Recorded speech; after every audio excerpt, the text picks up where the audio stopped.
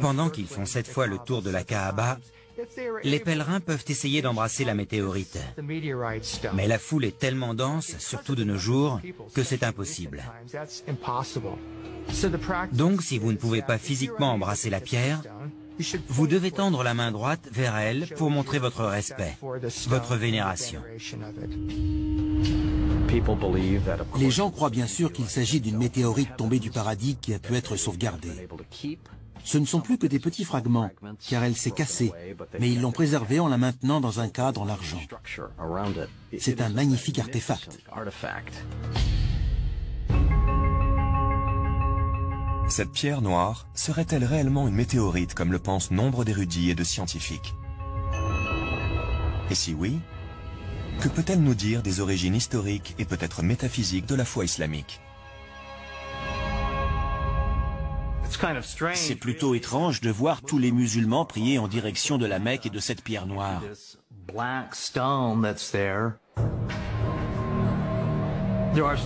On raconte que la Kaaba de la Mecque dégagerait une certaine énergie, qu'elle stimulerait les gens, développant leur spiritualité et améliorant leur santé. Peut-être que ça vient de cette météorite, de cette pierre noire d'origine extraterrestre. Aujourd'hui, en raison de l'immense valeur spirituelle de la pierre noire dans la religion islamique, il est formellement interdit d'en effectuer une analyse scientifique. Pour les musulmans, la pierre noire vient tout simplement du paradis.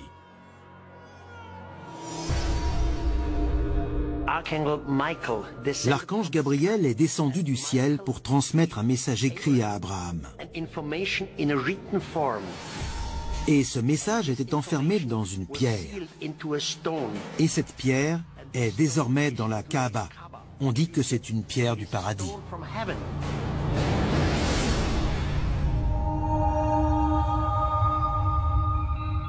Les hommes de l'Antiquité regardaient vers le ciel pour y trouver une inspiration divine. On pourrait être en face d'un cas de ce genre.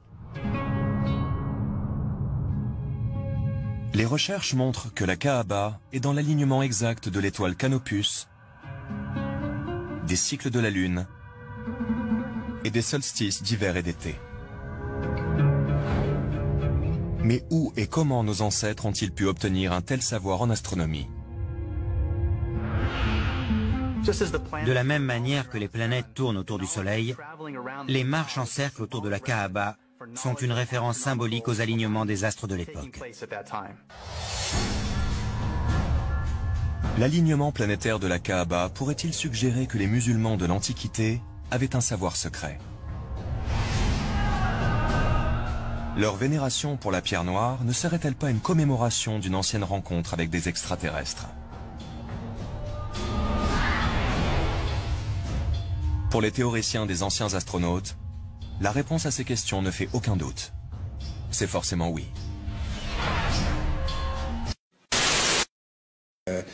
Le Parthénon, enfin tous ces beaux bâtiments, même en Italie, il a découvert qu'il y a toujours la bonne proportion. Même les peintures, il a découvert que toujours c'est au même endroit que doivent se trouver le centre du tableau. C'est pas au centre, hein, non, c'est quelque part 1 sur 1,618.